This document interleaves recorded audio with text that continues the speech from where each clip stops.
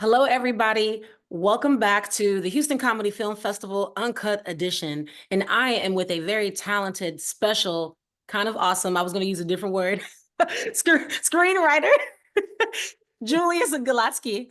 And he is in LA and he is the finalist for Don't Eat Paper, the best comedy feature screenplay. It's kind of crazy because we all, struggle with mental health, but can you please talk about when it's like when you see a therapist, talk about the synopsis of your particular screenplay. Okay, so my wife is a therapist, and That's why. so started back during the pandemic, and she had all these, she's doing Zoom sessions, and she had these clients that just kept changing their time like 7 times, and she was just like, just beside herself with it. And I'm like looking at her do this, because she can't talk about their exact problems or anything. It's like there's, you know, HIPAA rules and whatever. Um, but I could just see her frustration. And it just made me think about the old movie, What About Bob? If you remember, that one was the Bill Murray drove Richard Dreyfuss nuts.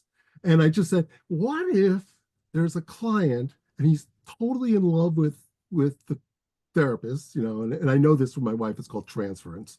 Um, and then he dies and expects to still be a client, and just that idea of watching her at the dining room table just go nuts and about these rescheduling. And that was just the germ of the idea. Man, And then I just basically went out and wrote a scene. And I wrote the first scene of the movie where the therapist is, at a wake, and she's being kind of assaulted verbally by this crazy client's mother, who's crazy herself, of course, and and forces her to go down to the coffin. And then of course the ghost starts talking to her, and it's like, well, same time next week. And it's like, are you kidding? so that was like, from there, and of course I didn't know where it was going to go. I didn't know that there would be other ghosts being part of this, which there are.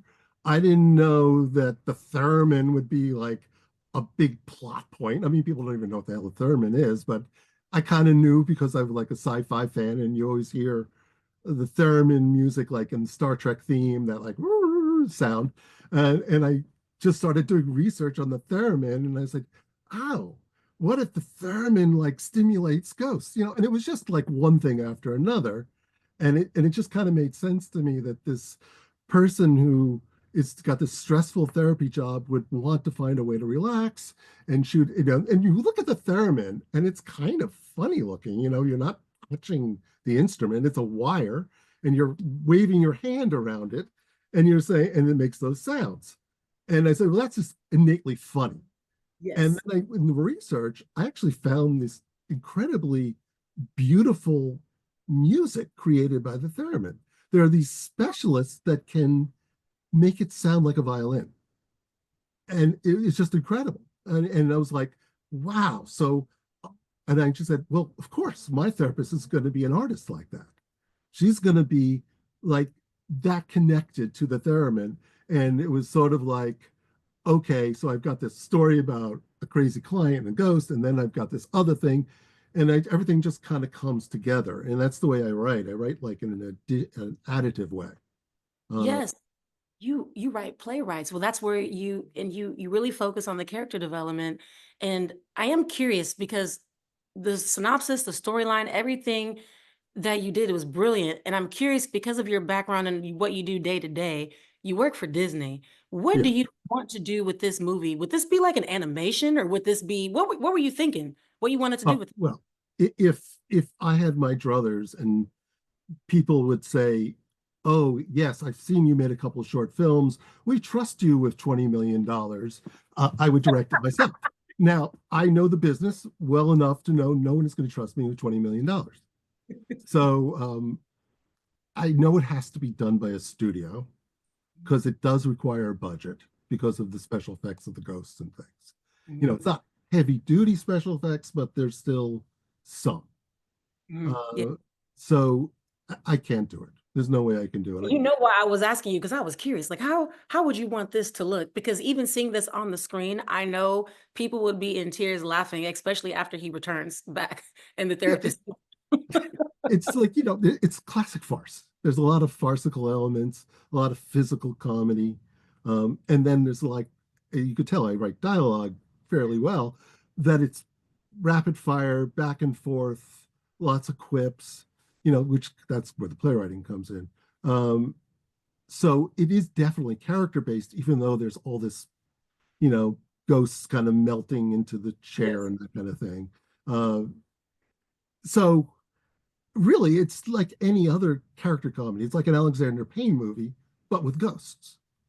So Alexander Payne gets a little too serious, So this has got to be somewhat a little lighter touch than It Alexander lightens Payne. it up. It lightens it up a lot because I'm even telling you now, even whenever I told somebody that I was interviewing you and they were like, who? And I said, don't eat paper. They just started laughing.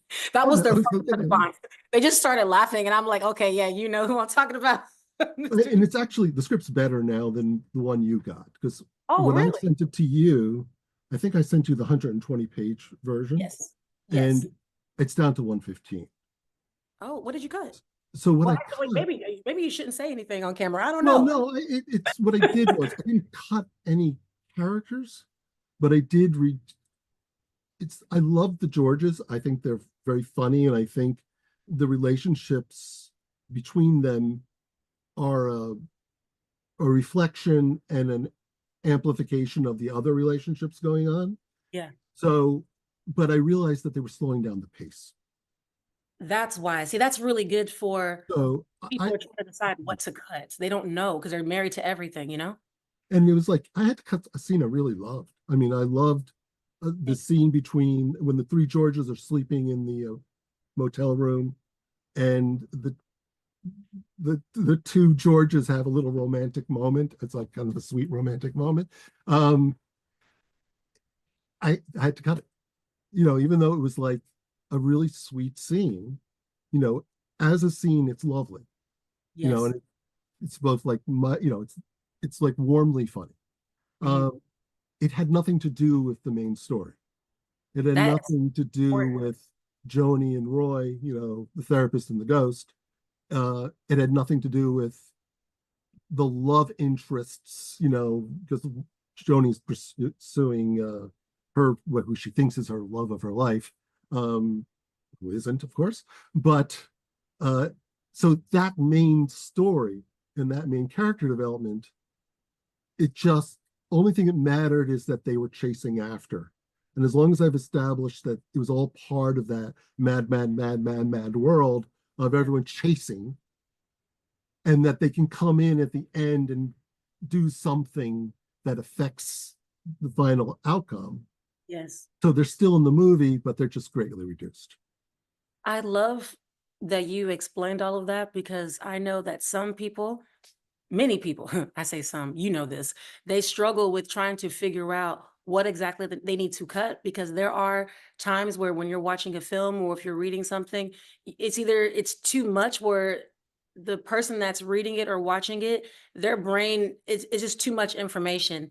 And I like the fact that you're making sure that everything is still driving it forward without slowing anything down, if that makes sense. Yeah, it's just sort of Oh, learning. Oh, you got a little bit. That's good. I'm like, It's just learning how to hear your own thing, and you often can't hear it right away. I can't. It's a natural human reaction to think, okay. I mean, one of the big problems with writing is that you make so many connections in your head that you're making connections aren't necessarily either on the paper or maybe are too much on the paper. So you need time and space away from the script to then hear it again. And then when you so what I did was basically I thought, okay, I'm done. I got it from 122 to 120. This is solid. I feel, I don't see anything I can get rid of anymore. And then it was 6, 7 months later, I reread it, and there was a comment way back in Safe House, in my writers group, where someone had said, you don't need those Georges. And I was like, and I reread it and I said, no, I do need the Georges, but I need them less. mm, And then was fairly easy to cut. It wasn't hard once you can see it fresh. And that's the key. How do you see it fresh? And sometimes that's why actors reading to you automatically helps you see it fresh, because it's That's not your voice saying it to yourself, it's someone else's voice. that's And very yeah, I love what you're just saying as you're taking that time. Sometimes people are like, oh, well, I took a time for a week or a day. You took 7 to 8 months because it's like, you know what? Let me take this time to process, let it sit. I'm going to experience life. I'm going to think. I can come back to it. But also outside of that, you're getting other people's feedback that you don't have a necessarily super close relationship like your friends and family where they can say that everything is great. my wife does not say that. My wife is tough. She's one Oh, of the tough. She's like my first reader, and she's very tough because she was originally an actor before she said, "I can't deal with this insecurity. I'm going to get another job," and she went back to school, and so she reads scripts from an actor's point of view. And in fact, she doesn't like automatically read my script. She like says, "Is it ready? Is it ready for me?" And so I I have was to gonna like say, kind of, man, I you're have so to kind of lucky. You're so wait lucky till you have her. it's pretty good to give it to her. And then she'll say, well, this is a great character, but then in this scene, she's not doing the way you establish things. She wouldn't do this.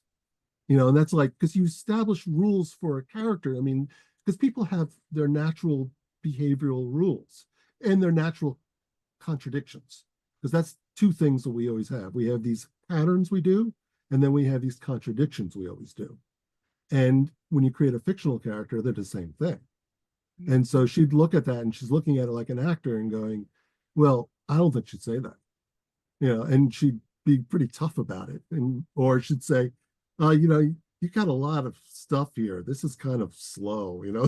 So she's tough on me. So then when I go into, the writers group, and they're tough too. And it's like, for me, the reason why a critique will work is that I have to believe that the person who's giving me the notes understands what I was trying to do.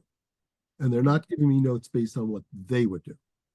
Because that's always often a big problem when people give notes. They're always coming from their own perspective and thinking, well, I'd write it this way. And Mm. the problem is, if that way is not matching what I was trying to do, then I'm like, well, okay, it's not a bad note because it makes sense, but it's not a note that applies to me. And I always know if a note applies to me, I literally feel it inside. It's like it's kind of like when you're in love and the first time you see that person and you're like, oh yeah. And it's right here. It's in the solar plexus, and it's like, yeah, that one feels right. That's true. And I didn't do what I should have done. And since I'm kind of a little bit of a perfectionist, at least when it comes to art, I'm always trying to make it. So I'm always trying to make Good it way, better. in a very good way. That's a compliment. I love that you pay attention to detail. I mean, you're highly educated as well, by the way. If for anybody that doesn't know, when you Google him, I'll send his website link. Yes, I have 3 degrees. I do. Oh, very, very educated man. And I was going to ask you, you kind of answered a couple of questions already when it comes down to what do you expect, like writer's block. But you answered that so beautifully in more ways than one, because I love the fact you're the first person that I've spoken to that has actually told me, like so far within this festival and even the other festival, that the writing groups and actually getting that hardcore like feedback. Be honest with me. Most people, they talk again. They've been telling me they talk to their friends and family. And I love the fact that you're going to other industry people to get real life feedback on a consistent basis, even though it kind of sucks, where it's like, man, that was a lot of work and I really tried. So I Oh, love the fact that you're doing that. there are times when I come home from the writers group and it takes me about a week to recover, because Wow. you just feel like devastated that no one got what you were trying to do. And then so there's a balance you have to find, though, between hearing that stuff and not losing faith in what you were doing. Because if you lose faith in what you're doing, you just stop writing. It's you got to be able to, separating the wheat from the chaff and the sheep from the goats, all those sayings, is that you've got to be able to say, okay, this one, this matters, this doesn't. And okay, they're just wrong. They're just wrong. I'm going to keep doing what I'm doing. I wrote this really good play. It's about a black boxer named Young Jack Thompson. It was like from the 20s and 30s. And so when I first brought it in this group, and most of the people in the group aren't playwrights, and they were like, you know, it's just a history lesson. You should move on from it. You know, it's like an interesting story, but it's not dramatic. And I'm like, no, I know this is a naturally dramatic story. I know this story matters because when I found out about this guy, Yeah, I'm gonna Google it it. really Actually, made me think about what's happening today. yeah, With Black America and how the discrimination, uh, issues with immigrants, yeah, crime and poverty, all this stuff that was going on in the 20s and 30s, and now like radio just came out and was like the technology, and now we've got the internet, and I'm like, oh, this matches today, and yeah. I know this story matters. And by the time I finished working on it, I literally had someone say to me, I was wrong. I thought you should stop working on this, but you really found something. Culturally relevant. And I just knew it was, it's a frustrating thing to me because I really think it's a great play and an important play. And but it's expensive. I get the way I wrote it, it's expensive. You got it's I definitely would love to know more about this play for sure, because you're making me think of different people in my head. I'm just thinking. so, and it's gotten close. It was like the Ashland New Plays Festival just made it a finalist. But I wasn't one of the final four. So, you know, it, so it's just frustrating. And that's part of the problem with the gatekeepers, and because, I do work in the industry. Yeah. I know very much. I actually started when I moved to Los Angeles a long time ago, 20 years ago. Maybe it's more, 24 years ago. I'm old. Uh, No, I, you're young at heart. I started as a script reader. That was like one of the first jobs I did. And one of the first things I learned quickly as a script reader is you're not paid to say yes, you're paid to say no. They don't want yes.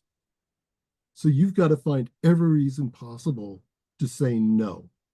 And then they'll give you some more scripts to read.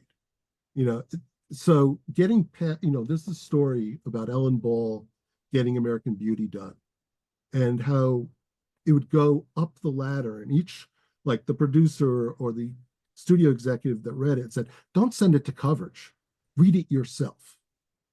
And, until it finally went all the way up to, the head of the studio and they greenlit it because it was it's a very individual, unique story. It's very much, and of course, Alan Ball started as a playwright too. And that's how it got made. And, and it won the Academy Award. It was a great movie. It's a great script. But it skipped over coverage. Because if it went through coverage, it probably never would have been greenlit. They would have just said, oh, there's some really good dialogue on this, but it's got XYZ problems. I mean, Wow. so that's part of the problem with the way the system is set up. The system is set up to say no. And getting through the no is really hard. And you think, oh, I work in a studio. It's easy for me. No. Still. It's like the people I know often they don't want to actually read my stuff because they're like, they know me in my work position. They don't want to, let's say, like it and then have to deal with me at work and have to do, so I just always get the sense that they'll say, oh yeah, I'll read that. And then they actually never do. Or maybe they start it and then I literally had someone start it and say, it's really funny. They tell me no, don't eat paper is really funny. But she never finished it. Now you could say they're really overworked, really overworked. So you could just say, their real work came in and just pushed it aside. That could certainly be true. Or it could just be that they're like, okay, it's funny, but I don't see the hook that I can then sell to because that's what essentially the readers are doing. If they really like something, they have to then sell it to the person over to them. Yes. Yeah, they essentially, so it's not like just creative people who do the pitches. Yes. It's the creative people then have to do the pitch to the people over them. Yes. And it goes up the line till, literally gets greenlit by, sometimes it has to be greenlit by the total head of the studio if it's a Mm, really expensive budget. You know, if yeah. it's within a certain parameter and then they have certain responsibilities, then it could just be greenlit by the president of the Okay. division. But you know, if it's like a really huge movie, it might have to be greenlit above that. So Okay. it's such a hard business to break through. It really is. And you know, and I've made movies and I used my own money. And at a certain point, I ran out of my own money.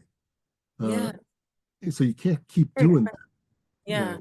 In order to stay sustainable, I know when it comes down to different strategies and ways on how I know with the new position that I'm in now, I forgot to also mention to you within Opulence Pictures. Right now, I'm being trained I'm on the investment side where we have investors and we deal with pre-sales. All of those movies have named talent. If it's not named, we don't touch it essentially within this group. And of course, I have the Houston Comedy Film Festival, and this is where I am doing my very best to figure out this pathway for even what you're saying. And so in my situation, I deal directly with the investors. Some of these Mm, investors, they're very familiar within the movie scene.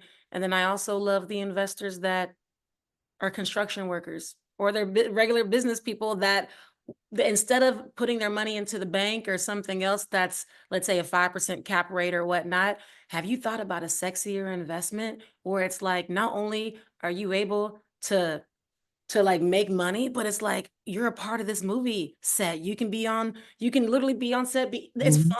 This whole experience is fun. You know, many times you can invest in something and it's like, okay, great, I'm waiting for a check, but why not also have the experience with it? And that's really the selling point for a film investor because it's a high risk investment. And that's, you know, you got to do all that due diligence stuff and you look at it and say, you know, it's like the old Broadway saying, you can't make a living on Broadway, but you can make a killing. So you don't, every once in a while, something hits really big, you make a lot of money, but there's a damn good chance you're going to lose money. So you got to do it because it's fun to you. So It's an investor has to say, you know, I find this fun. You know, this is yes. something I enjoy just for the sake of it. It's sort of like actually like writing. You can't approach writing thinking, I'm going to make money being a writer. You know, you got to approach writing saying, because it gives me something or gives, you know, any person something. You know, a long time ago, I was a TA. Um, Back at Yale, I had like a writing class, and I was TA to all of them. And there was one girl, and she was a very talented writer. She was probably my most talented writer. And she came up to me and said, "You know, I got this opportunity to work for Scholastic Books, and I'll be able to do some writing, and I'll do that for the summer. I won't make too much money, but it's a great opportunity. Or Goldman Sachs has come to me, and I can make a lot of money." And I said to her, "Do you have to write every day? Do you have to?" And she said, "I like writing." I said, "No, do you have to?" And she just had to stop and say, "No, I don't have to." And then I said, "Take the Goldman Sachs job. Mm. You have to, it's a lot of sacrifice." I mean, I don't have any kids, you know, and one of the reasons why I don't have kids is because I've been doing this a long time and you just have to make sacrifices. And, you know, you could be lucky, you could know the right people, and you could have the normal family life and do whatever. Or you could be like me and just keep doing it and you have to just accept that you made a sacrifice and this is the path you chose. So you're happy. Yeah, well, I am what I have to be. I mean, my mother wants me to be a doctor, you know, because I did this. Oh, well, we're the same in that boat. So it's like, I mean, I even had like a high school job in the hospital where I was like an anesthesia aide and I'm running into the operating room dropping off glucose bottles. And Wow. my mom's like, "Oh, you're on the path to being a doctor." And she even said that to me once. She's literally said, "Jules," because, you know, she didn't call me. It's funny. Some people call me Jules. Some people call me Julius. Most people, I introduce myself as Julius. But my Okay. mom always said Jules. And she said, "Jules, I love you just the way you are, but I want you to be a doctor." like, My mom's it's not not, me, if mom. I can give I'm you a not, secret, I don't if I want to can do give that. you a secret, you obviously know what I do. My mom, she's like, oh, she still tells people, oh, she's gonna be a doctor.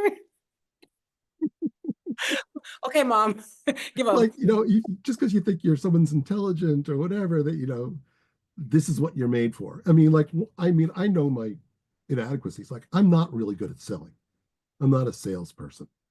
I tried to, the different script, earlier script, I did everything to try to raise money. Um, I did all the right things. Not only did I have my cast, I had all key crew.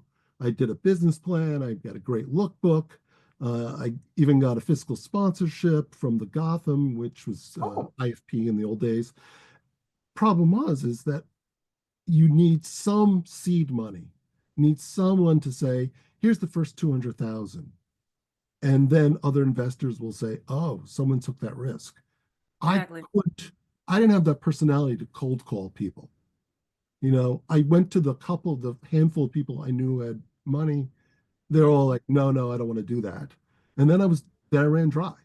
And everybody else I know is just a normal person who can say, oh, sure, I'll give you $50. And it's like, well, that ain't going to get you too far in making a movie. You need real equity investors. And, now with the way the industry has changed with streaming, it's even harder. I Yeah, mean, yes, you were talking about pre-sales. That was the old model. And it was yeah. like the old indie model where they would do all these pre-sales in foreign territories. They had the right cast, attracted people. Uh, It's like, it's kind of like the Wild West. You just don't know what works anymore. It's Mhm. like sometimes It- it works, sometimes that old model works, sometimes it doesn't. You try to get on a streamer, sometimes Netflix pays you a lot of money, a lot of times they don't. So, I remember there's what was the name of that movie? Slight. Uh it was these two filmmakers, and it got a lot of play at like Sundance. It was Mhm. kind of like a supernatural magic movie. Like the guy was like a magician, but there was like a little crime element. So it was got a lot of play. And I went and saw a thing at Film Independent where the director and writer were there. And, well, they were co-writers and co-producers. They were a team. And they basically said, okay, you think we're successful. This movie was bought, it was distributed. I made $12,000. He made seven because of the way the agreements came out. So of course you're not making a living off of that.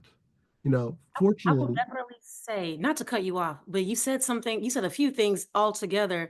And I can say from my experience, pre-sales, equity, everything, it always is going to depend on who are the stakeholders. That's always the first question. And what do they want?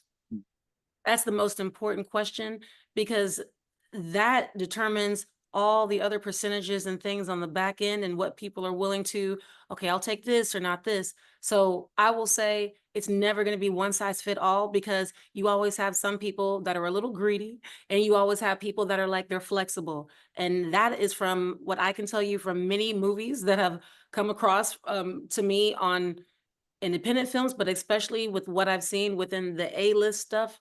Yes, I see it all the time. Have meetings today. yeah, So and you get absolutely. that When the you whole say thing of that, the I'm like, yes. waterfall, last in, first in. These are the two hardest investors you got to get, and the last in always wants these extra bonuses. So I mean, it just Oh, was yes, not. you know this very well, of course. Yeah. So I mean, I know the business so well, but like I said, I don't. There are certain like creative stuff I'm confident in, Yes, you're but great. when it comes to the business stuff, I understand it, but I don't have that personality. I'm not. Everyone has their skill set. It I ain't like mine. It I ain't was mine. I was supposed to be the doctor. I went to school to study biochemistry and working in a lab, I was miserable. Like these people with these egos and they're antisocial. I love people. And so that's why this makes more sense. Everything. Well, it's pretty great. I mean, there's people that started this way. What was it? Oh God, I'm forgetting her name. Um, Oh, she did Selma. Um, oh. I know who you're talking about because her face is right So she basically started totally independent. It was like she was like a neighborhood filmmaker who just had like a bunch of friends, and she was very ambitious and hardworking, and just sort of like got noticed on the indie circuit, and then broke through first with Selma, and then she got big budget films uh, from major studios, because essentially that's the way people make their money. It's like the indie world, it's very hard to make a living. Again, as I say, you're going to make a killing, it's hard to make a living.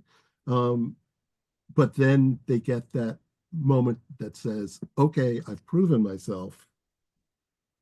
Give me the contract. Yes. Give me the contract, give me the bigger budget, give me the thing that I'll make money for you now. You Yeah. could see I can make money for you. And that's, of course, what a studio wants. I mean, a studio makes all its decisions based on, money. They want to make a lot of money. And that's where like I love the creative side of it. I love, you already know what I love to do. And then on the side with the investors, like I have to make sure that the investors are getting exactly what they want. So everybody has a happy medium. And so I'm taking all the information you're saying. And of course, we're definitely staying in touch. But You want win-win. yeah. You don't want win-lose. If it's win-win, then everybody is happy, and then they come back for the next movie. And that's literally what we want. I can even tell you within our team, the way that we have it, like our investors, most of it's pre-sales, but we also have equity as well.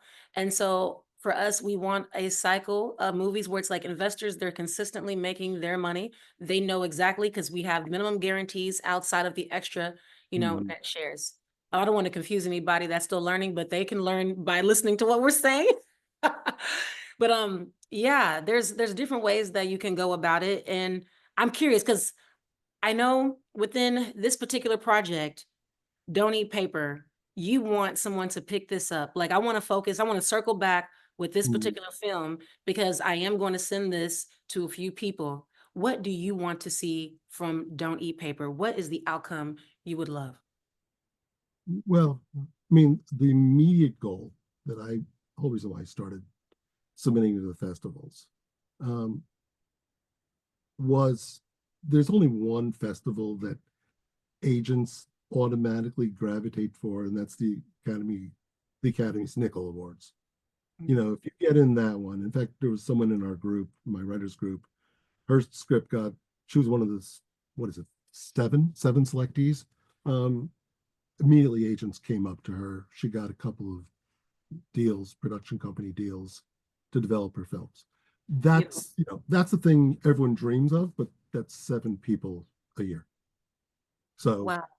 I wasn't counting on the nickel, but I Yeah. thought I'm going to submit to a lot of different festivals, big, small, medium, and with the accumulation of, I've got 3 best, wins. This is one of them. I'm going tomorrow to Nice. that festival, and get do the whole red carpet silly thing. Um, I love it. It's like bougie. Hey. I know you're so gonna shine. You so better you got shine on the that. red carpet. You better smile too. I've got a good 4 finalists, with Houston being one of them. Um, some major semifinalists, final drafts, big break gave it a semifinalist. So I would just like say, okay, here I've done this festival competition run. I've got 25 of them saying this script is worthwhile. Will you read it? And that's like the immediate goal, because you can't get a studio to actually do your film unless you're represented. Because the whole thing is you got to be, when you're represented and you're bonded, it's like they literally, because I mean, part of my job, people will try to send scripts to us, Hmm. just in the mail. All the time. I bet you We, get scripts for days. we literally put them back in the mail and send it right back and say, this script has not been opened. We cannot read it unless you're represented. And we don't read it anyway. It's not our department. So it's Hmm. stupid to send it to us. We don't make any such decisions. My boss makes deals.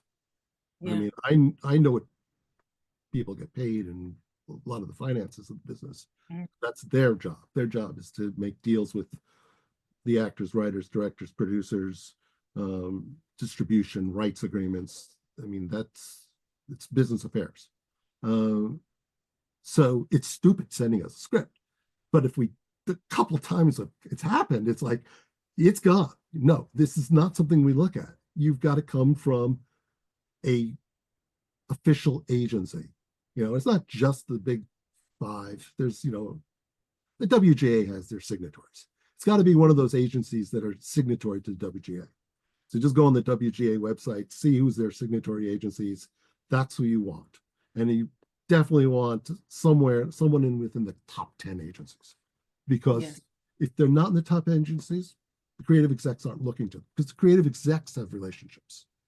They have relationships with the agents in the different agencies. And obviously their relationships are mostly with William Morris, CAA, Gersh, Verve, a few more.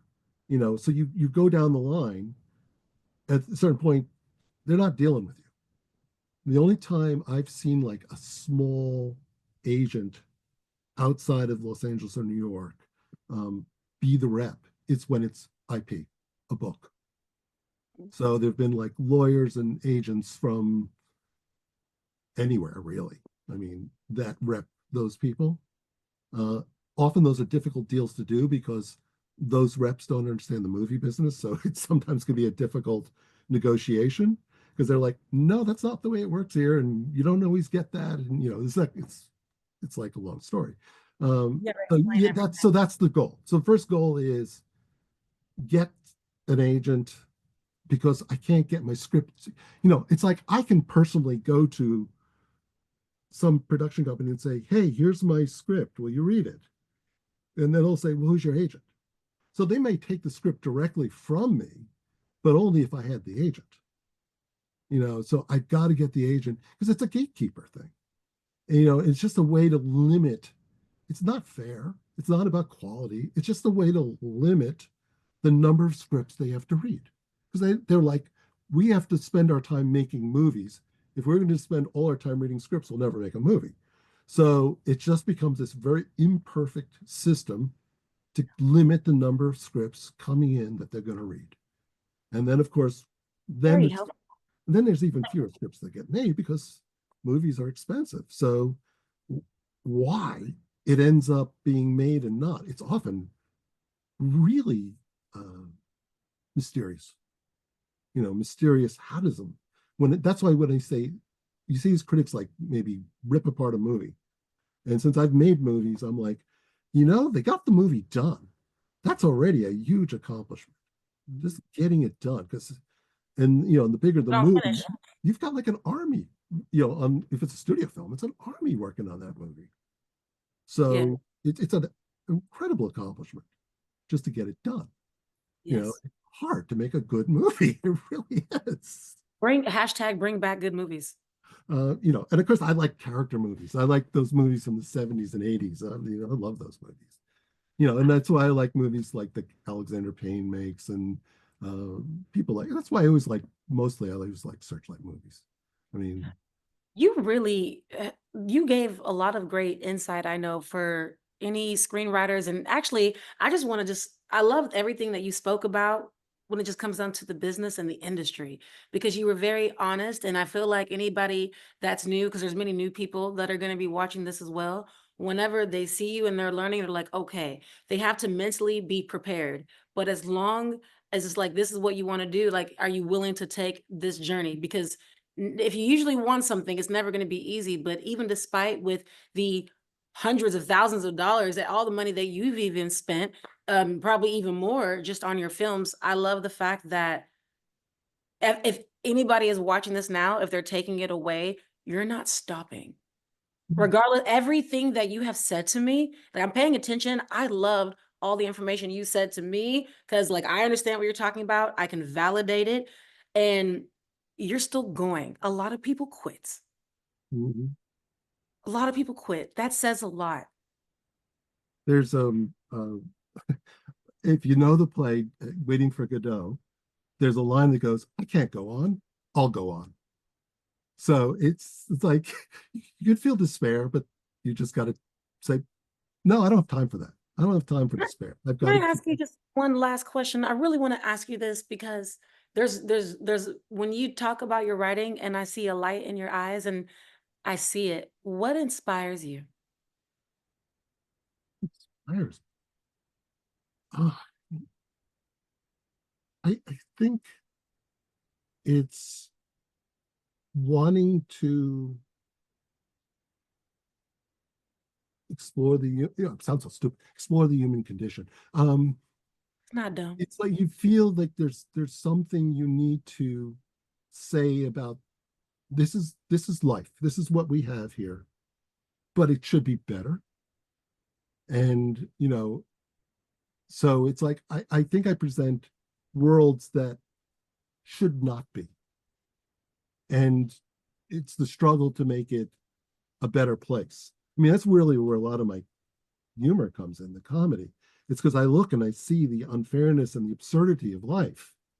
And it's like, how do you deal with all these waves coming at you? I mean, laughter helps a lot. It really does. And then you can then find a truer way of being, a truer relationship with, each other, with other countries, with nature. I mean, I think, we're disconnected.